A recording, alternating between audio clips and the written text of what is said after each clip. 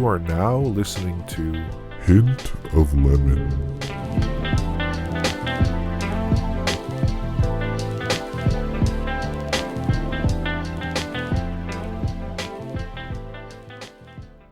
All right, so just to recap from what we talked about last time, it just sounds like at a certain point you guys shifted mentally, because as individuals, again, you're in your 20s, you made a decision, a conscious decision to start dating and whatnot. But one thing I wanted to note on is that it just sounds like you thought in terms of longevity. I can kind of speak on my behalf, I guess. I feel like at a certain age, you just stop being a kid, and maybe it's the pressures of wanting to grow up and have your own and be proud of what you've created in this world. I feel like longevity, that's when you know if it's your career or being married or like going on a venture to pursue something that you've been passionate about and finally have the courage to do something. So would you guys agree that longevity was the focus at a certain point, which is part of getting back together and eventually getting married? I'm actually curious what your take is on that.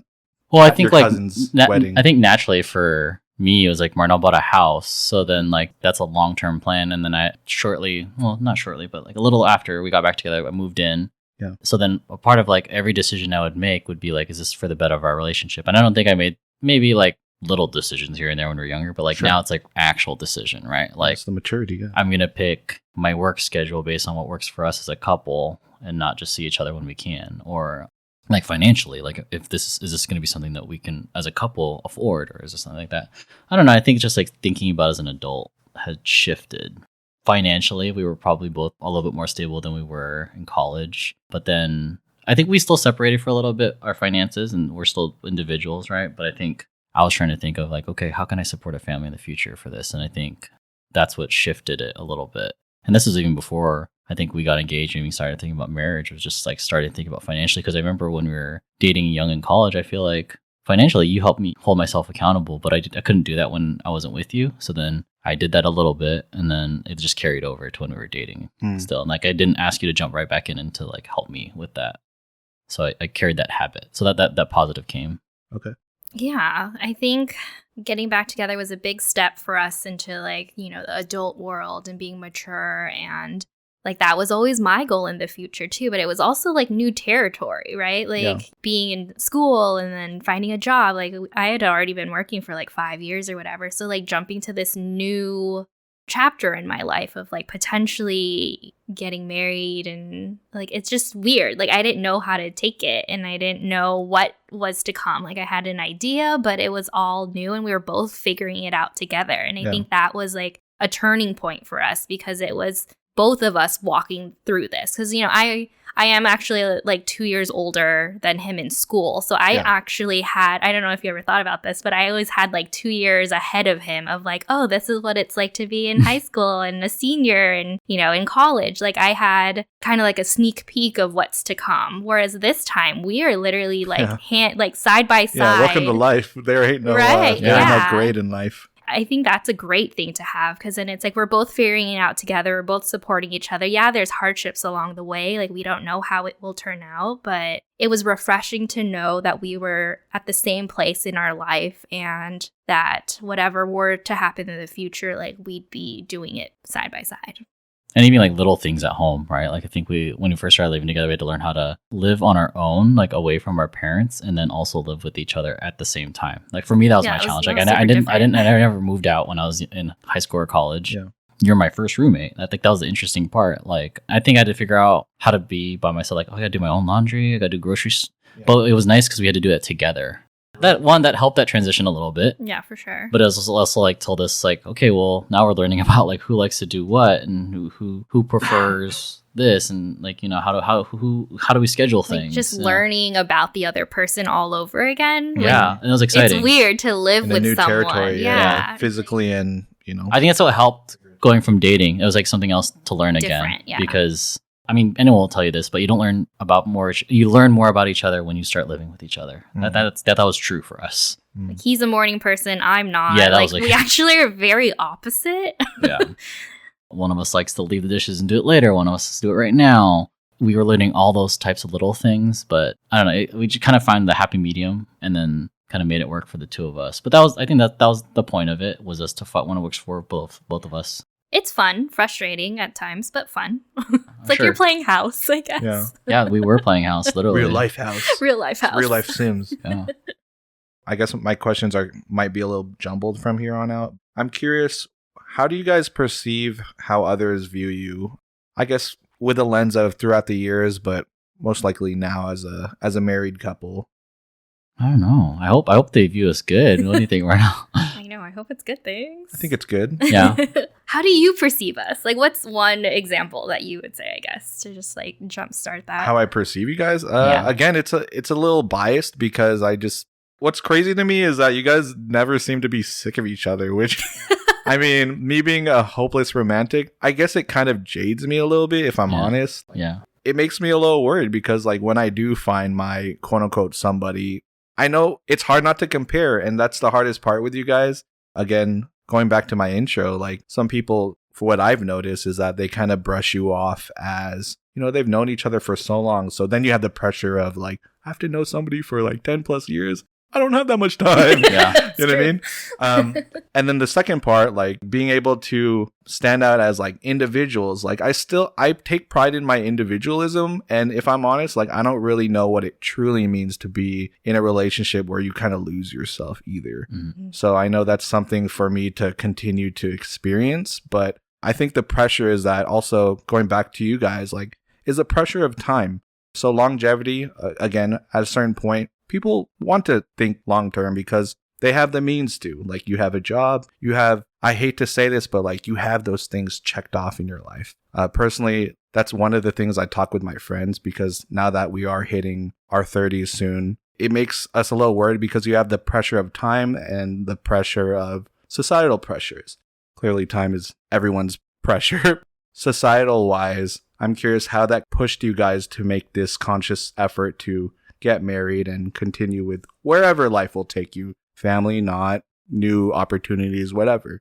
When did you make that conscious effort to be like, this is the next step?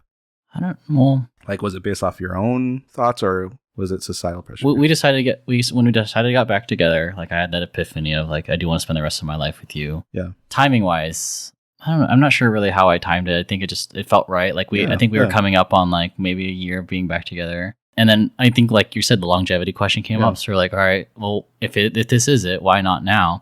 I think when I first decided and I finally told all my friends, there was a couple of skeptics. They were like, like, are you sure this is what you want to do? And I think they meant well. They really just wanted to make sure that's what I wanted to do. Yeah. Because I think they also saw the honeymoon phase. Like, oh, you just got back together. You're just having a good time again. Like, but for me, it was just like, well, why not? Let's not waste one more minute, right? And a little bit about that, like earlier that year, I think before we got engaged, was it the year before? Maybe the year after? Like, I lost my Lolo, I lost my grandpa. So I think like time was on my mind again. And not necessarily like, that means you have to get married. That just means like, what is your intentions then? Like if it's to spend the rest of your life with someone, then like, let's just start that now. Yeah. That's when my mind shifted and we started doing things a little bit more in the long term and rather than in the moment. Because when we got back together, I definitely wanted to live in the moment because I took that from the life without you. I think I liked living in the moment, being spontaneous. But now like, why can't we do that together? But then take that moment and make it forever. I think there wasn't too much pressure to get married. Like there was a pressure we put on ourselves, or at least for me, like I put a pressure on myself to get married because in my head, I'm, still that planner of I want to be married by 25. I want to have 3 kids by 30 or, something like along those lines. And at that point, I had learned that lesson when we had broken up of like, you can't control this stuff, Marinelle. Like this is not in your hand. Like this is not in your control. Like you just kind of got to go with the flow and whatever happens in your life is happening at the time it needs to happen. Like that's the perfect timing. And none of our friends, like given that you were on the younger side, like none of your friends actually got married. So in terms of like society, in terms of our like friend group, we were the first of us to get married. Like we've seen a couple of friends here and there, like, acquaintances that got married, but they were a lot older than us too. Mm-hmm. So there wasn't pressure of us getting married right away because everyone else around us was. It was more like, this is the right time for us. And I think that, that was kind of why. I mean, you finally popped the question, so who am I to say no? And I didn't want like another 5-year engagement or something. Right. It's like, let's keep this ball rolling. Let's keep moving on. Let's build our life together. And yeah. I think the societal pressure part of it. I think like not necessarily there's like a timeline. Like yeah, like you should be married by 30. You should have like a kid. But like theoretically, Marinelle had set up so we had a home to live in. She had been working as a nurse for a while, and I finally found a career that I loved and that I was settled in. So I think like unfortunately, it was like we already crossed those check boxes. Like so, Yeah. the next box was to get married, and that might just be like how we were raised and what was ready. But it definitely felt like the right timing. I don't think it was too soon or too late. I definitely think that we needed to go through whatever we needed to go through to get there. I do credit that if we never spent time apart, we wouldn't be married right now. Like that's for sure. And we had Or we shouldn't be. support of our family and everything too at the time. Like, you're old enough to make your own decisions now. And so that shifted too. Like I felt like the ways that our family's support of us was a little different when we got back together. They had like respected it. Yeah. I think they had seen us as more of adults. Yeah. Which is, I don't know if this is as witnesses of them seeing us apart and not together. Maybe. Because I felt like what was frustrating for us is they weren't really supportive of us when we were together, like we were younger. It just felt like all odds were against us. Like, oh, you're just in puppy love. It's going to fade. And I was like, why aren't we getting the credit that we deserve? We stayed together for so long. And now that we broke up and got back together as adults, like all of a sudden like, we're viewed as adults. Maybe it was because like the stage that we were in life, they looked at us differently. But our family seemed more excited about it. They would ask, like maybe like subtly, like, "Well, when are you gonna do it, or what's the next thing?" And then I said, "We just made that decision." So I don't know. I don't know if there was pressure. Really, I wouldn't say there really was. Not that I didn't recall. Yeah. I mean, going back to what people think of us, I'd like to hope that people think that we're a resilient couple that have been through a lot. It's kind of funny when I talk to people about like going back to what's your story and how do you guys do that? It's like it's funny that I've learned that other couples' stories also have like some big event before they made the decision too. So that's ours. Ours is like breaking up and getting back together. So I like to think that that's made us a resilient and strong couple. But I also think like there's always going to be doubters in lives, right? But I like to think that hopefully there's more people that support us as a couple or think that we've made it.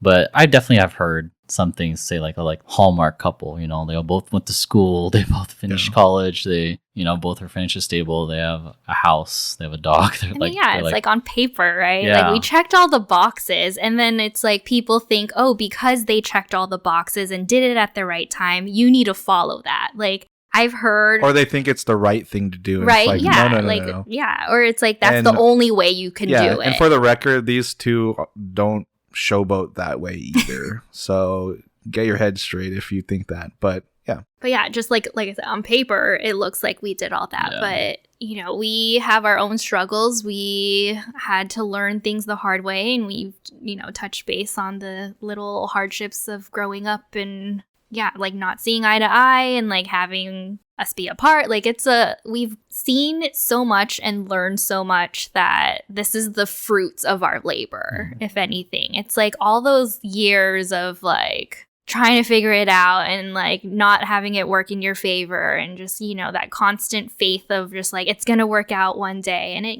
we are at that point where, we're happy, but I think being married now, it's a whole new ball game, and there's other challenges that, if we were to talk to couples that are like 10 years older than us, they're like, well, wait till you have kids, wait till, this happens. And, we're not quite there yet. But I think the important part is just like, I hope people will see us as, like you said, like we're resilient. Mm-hmm. Like we can adapt to what is happening around us and just continue to support each other and just continue to love each other through the ups and downs, like your vows, right? Well, I mean, by all means, marriage is not the finish line, right? I think it's also the beginning. beginning. I mean, there is no finish line. Yeah. I think, and that's when we started learning like our different challenges would be like they would present themselves differently, right? I think as a couple, it was like a time to revisit the challenges that we had before as a young couple, and then we definitely deal with them differently. But it was like there's actually like a sense of calmness once we got married. For me, at least personally, I think like knowing that we made this like really big decision together, that the pressures of holding ourselves accountable would just be in marriage itself. I think like the trust issues that you would have when you're a younger couple, or just like the confidence in another, like I think you just naturally, I think maybe we just had it naturally built up by then. Yeah, like jealousy, any of those like little things that would come up as a young couple, it don't seem like they're things that we would phase now. And if they are, there's something that we talk about openly. I think that comes to our like personalities now too. Like we've just learned to be a little bit more easygoing with each other and not like so high strung about like, well, this needs to be this way and this needs to be that way. And I think that provides for a happy home and like a healthy relationship, essentially. Are there any relationships that you guys not necessarily get mentorship from, but maybe respect from a distance that kind of inspired you to kind of emulate that? Because where that's coming from is I feel like, growing up, we kind of look at other relationships and kind of take it as an example of like, that's what I'd like one day or whatnot. I'm actually curious, like, who are some of your guys' inspirations, I guess you can say? Ooh, good question. Good question. We definitely have them, I think. And one of the couples that I think is one of our motivations is Paul and Trisha. I think for me, what holds my heart dearly is that like we found out like they kind of have a similar story. We didn't know about that, but before we told them we admired them, we had no idea that that's what they had gone through. Yeah. And I was like, man, okay, now I definitely want to be like you guys. Yeah, they're just like another couple that were together in high school, and there's not many of us, so it's like... I'm just to push that further, besides their story though, like what are some of the things that you've noticed about them before you... Because I think that's a big statement to make, because if you heard the story and then you're like, okay, I already planted in my head, you guys are like us, like what are you doing differently? Versus admiring it for some reason. What was that reason? I don't know. I just like from a surface, like when I'm with them, they're just people that I want to be around. Not even as a couple, just as two different separate people. Like I make that a goal, and I think like that's what we not try to emulate, but like we try to live a life like that. Like we're just two people that you want to be around all the time. Because I think when you're younger, when you're around like a young couple, you're like, oh, like they're coupling. They don't want to be around them. Don't bother and them. And as a married couple, I want to be one of those things where like we're welcoming. Like sometimes we have, we'll get lunch or dinner with like a friend, and we don't want you to make you feel like a third wheel, right? Like, and I think I hopefully like you feel that way. Like when we were younger, I'm sure if like, you would have tagged along, you're like, oh, I'm with the couple. But now it's like, I hope it's like, no. Okay, good. Because I feel like that's how it might have been when we were younger. We weren't necessarily closed off to like whoever we were with, but I think now we're more welcoming as like we are a married couple, but we are opening you up to our home. Like we're here for it. And I think that's what they've made me feel like. So that's like kind of why I admire them so much. I think to them too, like they're like our tailgating buddies, right? And they're able to kind of, and they're like, what, 5 years older than us, maybe? I don't know, something along those lines, 3-5 years. But just having like them be parents, but then also being fun and still having... Definitely, I agree with that one. Like they have their own personalities and yet they work so well together. Like they just respect each other. They've built a happy home. Just literally the simple things of just having a happy, healthy relationship and just seeing it through them, expanding their family or still coming to, our Christmas parties and stuff. Sure. Like they're still cool enough to hang out with people and still build those relationships together. And that it's Paul and Trisha together, but it's also like their own person. Yeah. And I think that's what we try and be. Like we're Mark and Marinelle, we're married, but Mark is Mark and Marinelle is Marinelle. And God, that's so easy for you guys to say, but I think it's just cool because, again, you can navigate socially as a separate being. Which it sounds so easy to say, but again, I just see so many of my friends, but that's okay. I'm here for it. Friends. I want to hear it. Once you're in the fucking relationship, if you forgot, I'm still here, homie. Yeah. I'm not here only when they're not with whoever you're with. You know what I mean?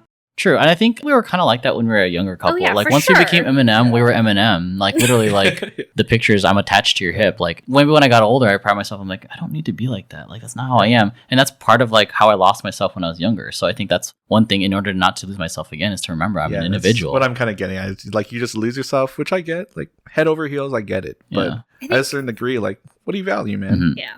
And it's hard to at the beginning of relationships because it's like in order to prove to your other person that you're in it for the long run, you need to give them that time and that space. So I respect that still, yeah. But at a certain point, like it's amazing to find someone who understands and values like your own relationships. Yeah. And so I see that his guy friends are a very important part of his life, and I know that he needs that in order to be happy. Yeah. And I think that's from my perspective. Like, how do you just let him go on trips without you and all that stuff? And it's not because, he's doing it behind my back or like, I'm going to like nip that in the bud right now. Like, it's not because we're in a bad place and he's doing it and I don't know about it, or he's telling me I'm going on a trip or something and it's because I'm not home, or I don't know. It's more of like a mutual respect of like, I know this is what he needs and this is for his mental health. And if he's happy, I'm happy, and our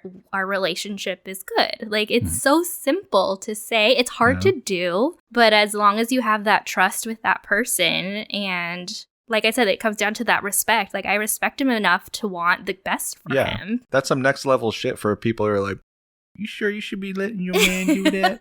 You know what I mean? That shit's real. Yeah, because I get it. Like, if he, you know, like, I get when people cheat or whatever, and then forever that person is broken. Yeah, and I totally understand. Like, I totally understand that. But you do have to, like, forgive, and hopefully that person learns their lesson, and you just hope that they have a change of heart to do better. It's like, he knows what he does. So it's like he has to hold himself accountable. It's like, I just have to trust that that's who he is. Yeah. I think that's, for me, like, the part about like being able to have guys in there going on trips. It's like, it's nice to know that I have something to go home to, right? Like, and then, I'm so lucky to go on trips. But my favorite part of the trip is finally getting to go home. I'll tell Marinelle this, like, I'll tell her how excited I was and all the things I did, but it's also like, I'm so glad to be home. Like, that's like one thing that comes out every time. And it's like, well, like, as much as you thought it was a vacation to be away from you, it's also like a time to miss you. Like, it's true when they say that, you know, distance makes the heart grow fonder.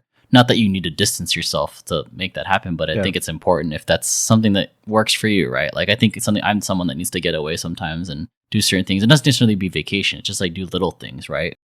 Change of scenery is huge for a lot of people. And I think even during COVID, that was hard because I literally couldn't go anywhere. Like, my everyday change of scenery was like, I'm going to go to the gym for an hour. I'll be back, hon. Like, and she'd be okay with that. And like, I literally had that taken away from me. Yeah. And that sucked. I think we're still working on ways to make that work. And I think, Marinelle is really understanding of my guy time and stuff like that. And obviously that's changed a little bit with the pandemic, but pre-pandemic, she was also really like good about accommodating for it. Like, hey, like, do you want the guys can come over here, and that's fine. Like, so that's a way I could have included her with that. So I think I would say Marinelle's pretty close with a lot of my guy friends, and I would trust them with her as she trusted me with them. So it's like one of those things where it's just a mutual respect for, you know what I'm doing, you know who I'm doing it with. So it's like it's just a little easier. There's no reason to like despise it. Like I don't, by all means, and like would have no reason to resent Marinelle. Like, she allows me to do all these things, but then at the same time, I think I've grown in this place where, because I have so much freedom, I have to hold myself accountable to do other things, right? Like, I'm like even little things, like little things. Like, Marinelle's like, "Oh, you're gonna go out with the guys? Can you go put gas in my car real quick?" And that's just like one of those things, like the little things that I'm like, okay, I know I have to actually take care of that. It's like one thing that she's asking me to do, right? Yeah. Just one little thing. I do appreciate that, though. Yeah. Great. Thank you. So this next question kind of bleeds into, like, you guys have already touched base on some of it already, but just so that we have, you know, a set list, if we can, what are at least 3 values that you each have grown or evolved to cherish in your relationship or your marriage now? I think I value our friendship, first off. It always comes down to that. Like, we were friends first. You choose your friends because you like them. You like hanging out with them and stuff. And then, you know, thankfully our friendship turned into a relationship, and now you're my husband. So I think I truly value you as a person, and first and foremost, and then as like my husband and as my partner in life. I mean, I still have fun with you. Like, we can be doing the most mundane thing, but just knowing that you're there, like, I find comfort in that. And I think I just value your presence and you just being you. As simple as that is, it's huge to me to just like value you being there. Because I just think, you know, with this pandemic, like, I just think there's a point where, what if you weren't there? Like, just that simple thing of you being taken away, and how much that would like rock my world. Like, it would be so crazy to think that. And so, I just value you and having you in the flesh.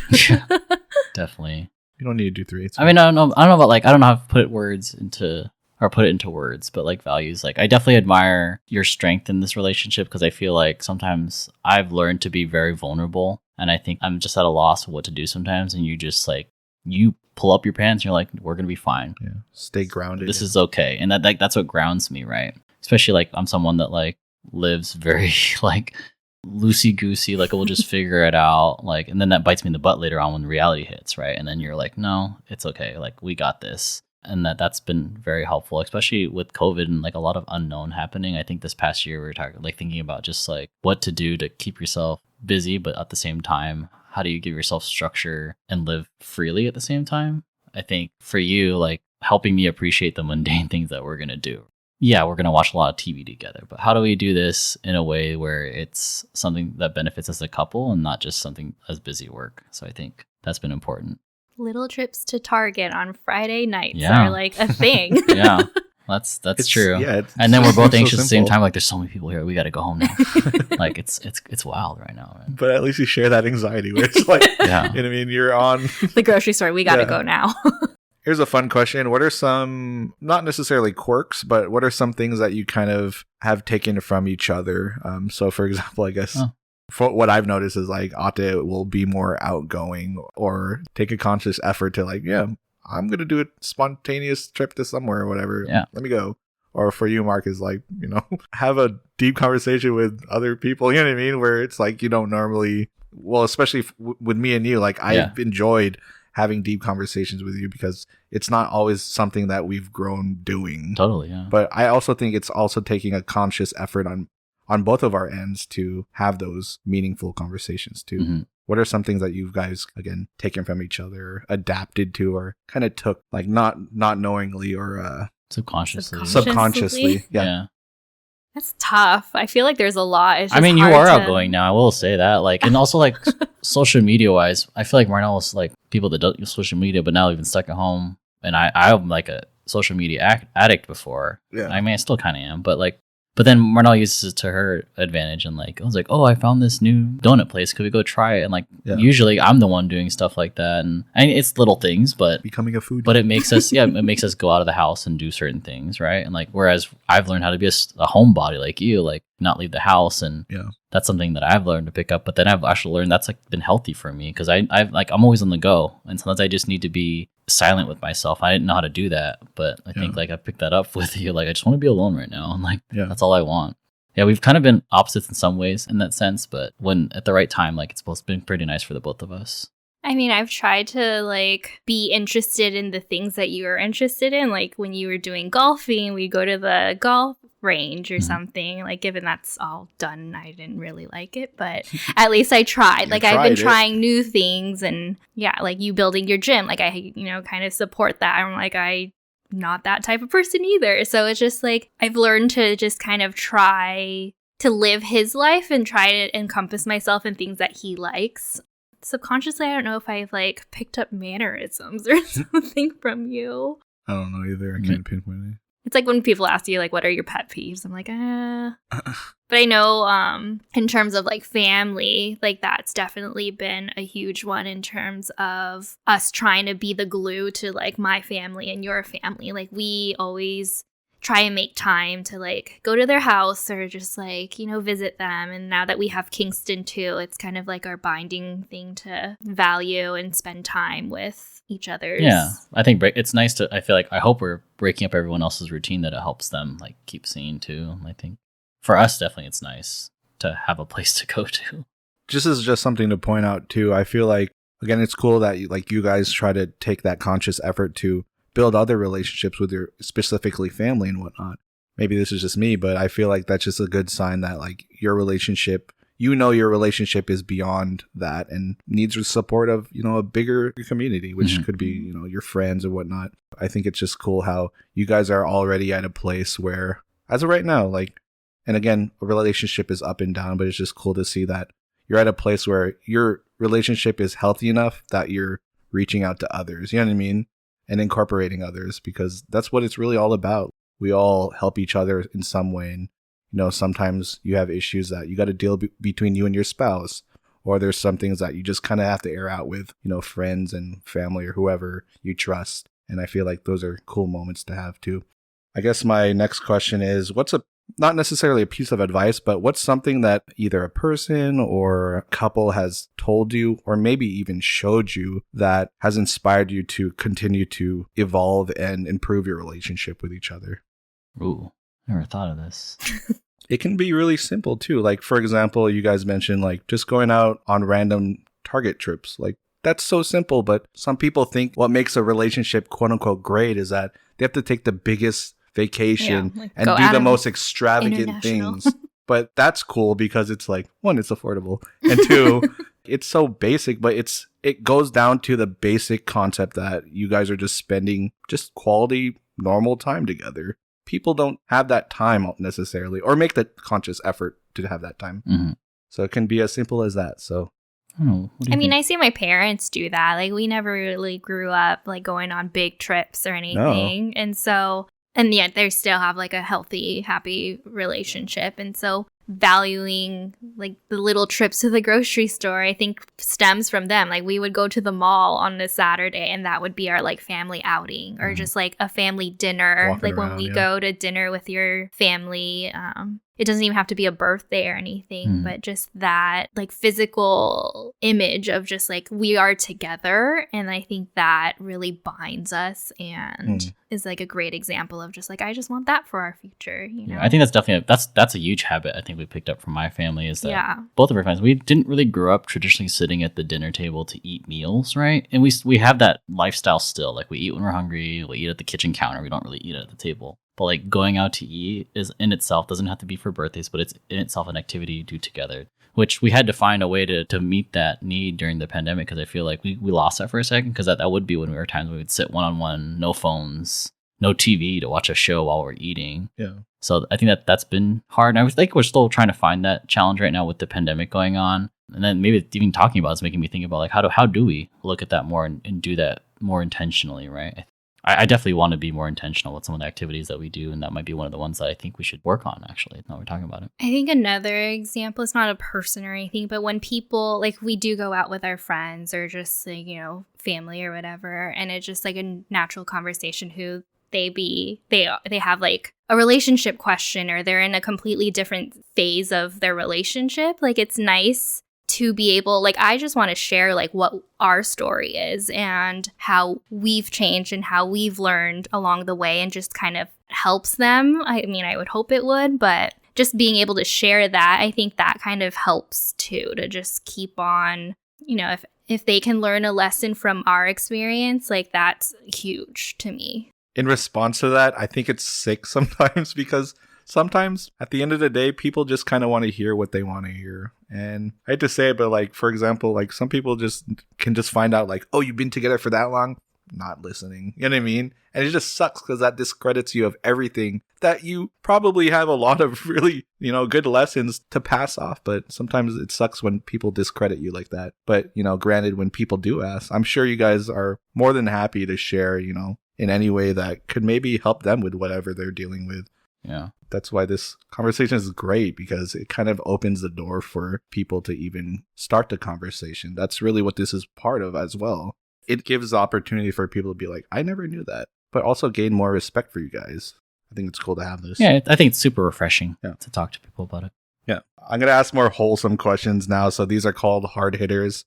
You can answer it from as a married couple, or you can answer it from personal. Honestly, I think it's a combination of both, but let's try it out. So what is your most treasured memory with each other throughout all the years that you've been together? Ooh, are they the same? Just something, it can be something so basic. I really don't want to. I actually want to think. Sure. I think one big one, I'll try and think of another one, but just like our wedding day. That was like something I anticipated like my entire life. Yeah. And Shit was crazy. it was fun. I mean, it it was was the biggest party I've ever attended. pre-COVID days, and we had like over 300 people there. Like, the church was full. Like, it was beautiful. It had rained like all weekend before, and was like gorgeous that day. So it's just like, that was like one of my like absolute favorite memories. Like, to see not the finish line, but, you know, like something that we had worked for, like the day that we had worked for, finally coming into fruition was amazing. And just like seeing you, like, I was like crying coming down, and I was like, no, I got to keep it together. But I just remember being in that moment, and that was just like amazing to relive and to think about. I think another memory is just like our trips to like Disneyland. Like, we've gone so many times, but I've always enjoyed those kinds of like outings, and just, you know, being carefree, and Disney's like the best place to be, and being with our cousins and stuff. Those are always like really fun memories. I think our wedding for me is very memorable. Like, not to be cliche, but you know, as a guy, you don't have big events like that as much. And I think that's, or like an event where all that many eyes are on you, paying attention on you. So that was like really anxiety driving, but also really exciting at the same time. I don't think I've ever been more conscious of my smile the whole day. Face hurt. Yeah, I was like, man, my cheeks hurt. I think another one was our honeymoon, because we decided to do kind of like an old people honeymoon, and we took a cruise to Alaska. Yeah.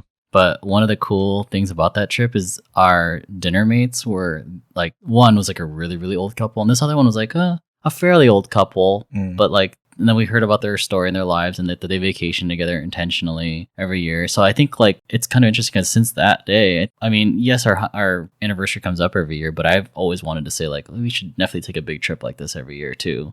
For me, it was like a hint of like what you have to look forward to growing old together. And I feel like we saw, because we were two different aged couples, we saw like the different stages that we have to look forward to. Like the older couple was like cute but funny there in their own way. They like, where they weren't lovey-dovey anymore, but they were like caring for each other like in weird ways, or like, you know, the old wife's pestering the old husband. But like I was like, that's cute. And then you have the younger one where it's like still into each other, but they're like, you can see them kind of going on the end of other things. Like one's talking about like, I want to do this activity. I want to go, like, basically I want to go golf. And the other one's like, I want to go relax. It's like, okay, so that we're getting that phase right now. And then, so it's just like showing the different phases of relationships. And I think that like was really memorable to me, actually. That was fun too. Like our first time, like going around.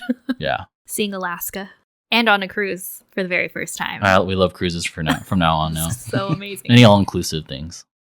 So as you guys are getting older and obviously progressing in your marriage, are there any new ways that you've noticed how you're expressing your love? Like the old people. I mean, yeah, because honestly, Mark's like that. For example, the older couple, like maybe this is just me, but as you get older, you don't need to express it in a certain way where it's like buy things. Yeah, you don't need to keep reaffirming it. Not that you shouldn't. Yeah, it's definitely nice. But I'm kind of getting at like, sometimes just being like, here, honey, here's your daily coffee that you enjoy. Yeah, Like just a simple acts of kindness where it's like, you literally don't need to bullshit anymore. Yeah. I mean, I think he does a good job, I think, of doing that. Like, for example, I can just think of last night, like my stomach hurt a little bit and I have this little bear that needs just like a heat pack. I literally just like called him. I'm like, hey, can you like warm up my bear? And he just brought it up. Yeah. That simple. And it's just, I appreciate those little things. And just with like Nanai and Tatai, just like growing up, seeing like Tatai get Nanai a glass of water every single night. And I like subconsciously didn't think of this, but every night, no matter how tired he would be like dead asleep. And she's like, oh, yung tubig ko, my water. And he would just get up and without complaint. No, there's complaints, but it's like, I mean, it's whispering complaints. Yeah, he's like, fuck, man, I'm tired or whatever. But it's more of like the action. He would still do it, yeah. And like little things like that. When I see you do that, when you're like, you know, doing something, but you go out of your way or like get the gas for my car so it'd be ready for when I go to work. The little things that show your love. Yeah. Unconditional love at this point. I mean, I appreciate the McDonald's breakfast I get to wake up to sometimes when you finish your stretch at work and bring home breakfast, and I get to wake up to that. Oh yeah, Marinelle called it out the other day. Like she says, you know, you kiss me on the forehead a lot now. Like that seems like a very old couple thing to do, but it's like, yeah, I don't need to make out with you or whatever. Like, but it's like, yeah, you're right. I think we show our love in really like sweet, but like small ways. Gestures, but they go a long way. Yeah. Definitely. We still get presents and stuff. Yeah. That, like, if there's something that I know he's been eyeing or just, like, he's been talking about, I'll hear him out. I try and surprise him and stuff, too. Like, he'll get me something, like, things that I've been talking about or is on, like, my Instagram or whatever.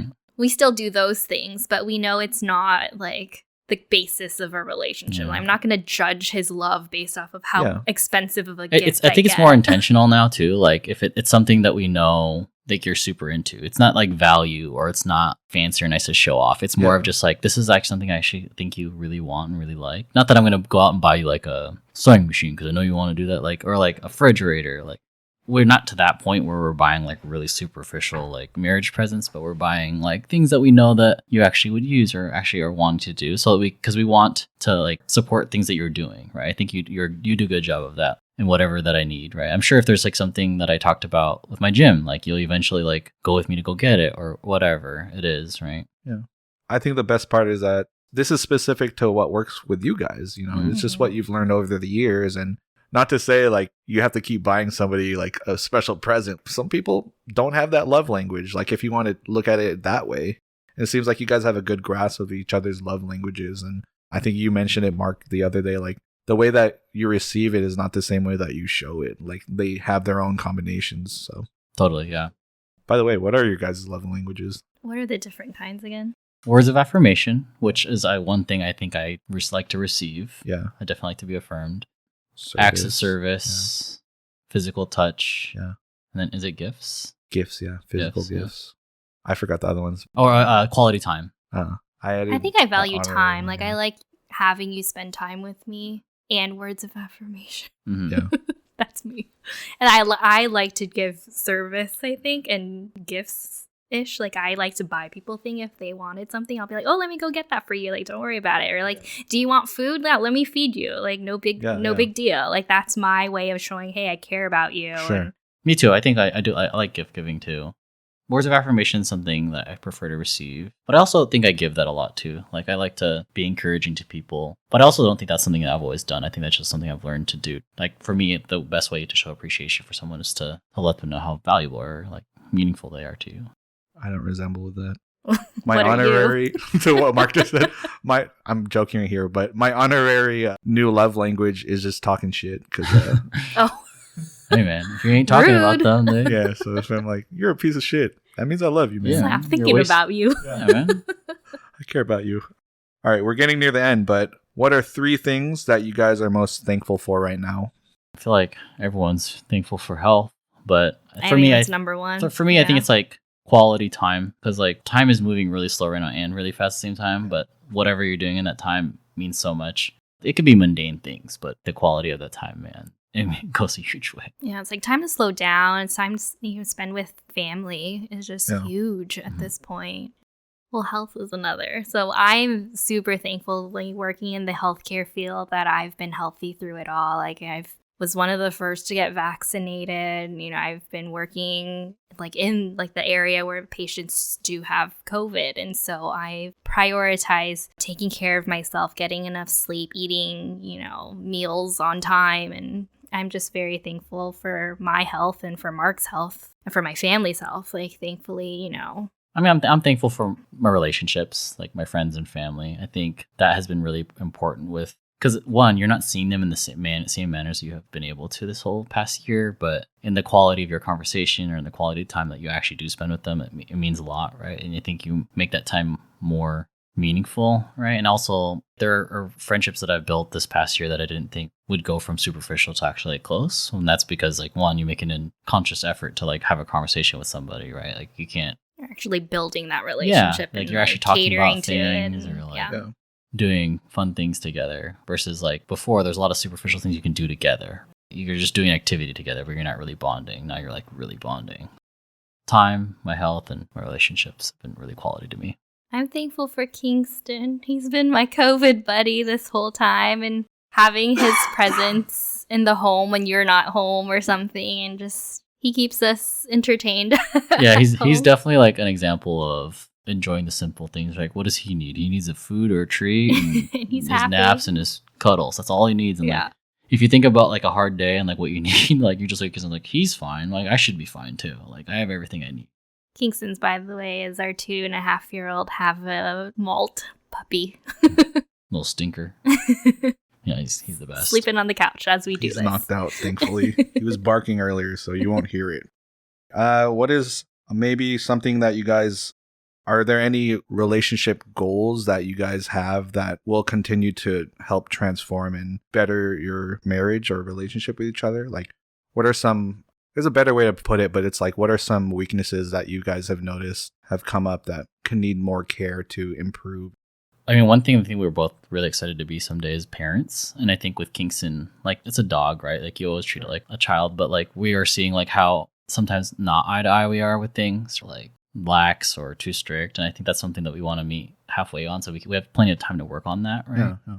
Other side of things, we know that like how our different strengths are going to be better for that too. So I think we'll have a balance. So, you know, whatever God has planned for us. But hopefully, like, that'll be a fun little adventure for us when the time comes. Yeah, I'm excited for that. That'll be a whole new ball game, Oh my I think, God. for us if, we ever have kids, and just trying to navigate through, like, what kind of parent do I want to be? Mhm. Like, what kind of things did I see growing up that I want to do, and things that I saw that I absolutely don't want to do. So it'll be like a new adventure for us, I think. And we definitely want to be young and exciting and active parents, right? I think, like, just because you become parents doesn't mean you have to join this realm of, like, you can't do anything anymore. Totally want to be the parents that show up and, one, look like good parents, take care of your kids, but then also know how to have fun. We talked about that earlier with what we admire about other couples, and I think that's a goal that we want to have as a couple too, as a family too. One thing to remember, though, is like looking at like your guys' relationship, you just kind of let things happen and took it for what it was. You know what I mean? I'm curious too, like what that will look like when you guys do eventually become parents. And, it's a new journey. It's like, it's great to have those goals, but it's also cool because it's like seeing even in your own relationship, what I'm getting as like, kind of took it for what it was, but being able to adapt and use each other's strengths and whatever with each other and just being able to take on those new challenges.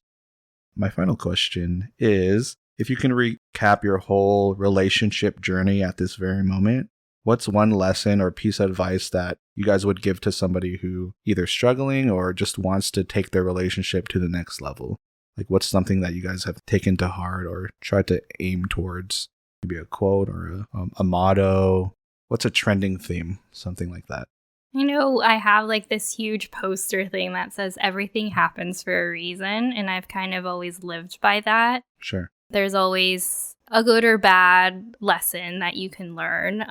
Eventually, later down the road, you'll find that silver lining in all the things, and I think we can attest to that in terms of like our relationship and how there was always a silver lining that we never, necessarily saw in the moment, but just looking back on it now, like those struggles are the blessings in life, and you learn from them, you grow from them, and it's like things that you never knew you needed at the time, but 10 years down the road, you're just like, man, I'm so thankful that I struggled through that, because now I'm like stronger and I'm more confident, or I've learned so much about myself that I wouldn't have if that didn't occur. So yeah, I think finding the good things in life and kind of holding on to them, cherishing them will definitely get you through.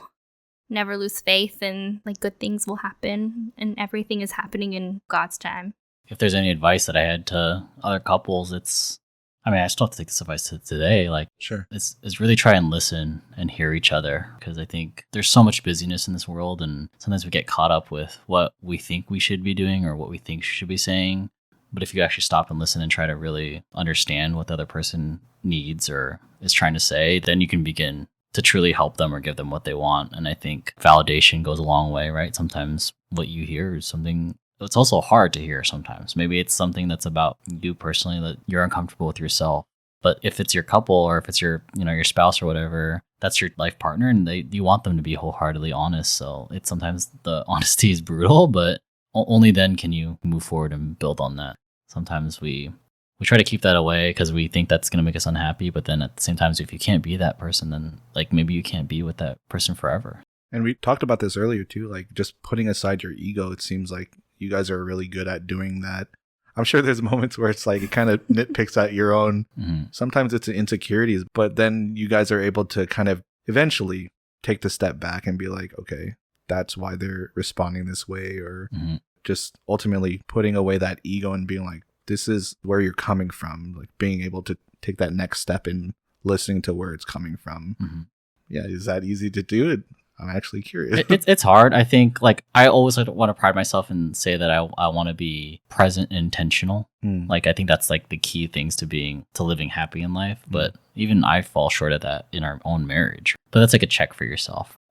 Just talking about it right now, I'm like, how could I have been more present these past couple weeks, right? I think, or even just like checking to see with you if you feel like I'm being present. Because I think we can easily fall into the everyday time of life and just go through the steps. And the whole point of being in a relationship is there's other person to kind of hold you accountable or be your partner in there. So like you have that check for yourself. Still working on it, man, to this day.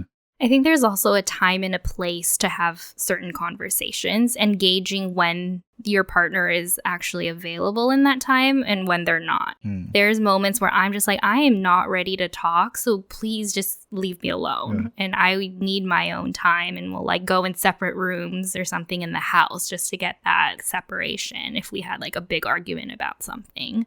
But it's important to close that loop and not just let it sit there and let it fester. Like we don't like to sweep things under the rug because we know that eventually things are going to come back and like haunt us again. And so you need to resolve those issues and, you know, be kind to each other and just, you know, kind to yourself too and know your limitations. Like I'm not ready and that's okay. But eventually, you know, having the courage to come back to it. And then when the time is right to have the conversation, and it could be a hard conversation, but just knowing that, okay, I'm in a better space to talk to you. And it will be a lot more constructive when you both parties are ready to talk to each other and to truly listen and to truly hear with like your heart, essentially. It's hard when you are both really emotional and having that conversation. Like sometimes they say things you don't mean, or like it just comes out. It's hard to put into words what you really want to say. But definitely like, yeah, like that saying, like, don't go to sleep angry at each other. Like that's true. Like always make sure you address it. Like maybe it doesn't have to be tonight or today or like, but definitely always talk about it. I think you don't want that to come back and bite you in the butt later on. And I think we've learned that. We're still working on it, but I think that's something we're really good at. We're definitely good about like separating if we know it's not a conversation needs to be had. I think we're more aware of it. It's not necessarily like we're quick to like fix all of our problems. We don't have any of them. They're more like we're aware of the situation. We know that this is tough for the other person and we'll give it some time and we'll figure it out later on. Sometimes you need a little good fight, but yeah, it's just cool to see how you guys have addressed those things, you know, willingly and unwillingly. You know what I mean? But you know, it's at the end of the day, like this is your spouse and like we're just trying to make it through another day sometimes it feels like. But other days it's like, let's evolve to the next step. The little things that show your love. If we're going to do this, it's me and you against the world. Oh man, I hope you guys really enjoyed that 2-part series. Big shout out to Mark and my sister for sharing their story and highlighting key lessons that they've learned throughout the years. Again, don't forget to follow me on Twitter at @hint_of_lemon and listen to us on all platforms. Hasta la vista, baby.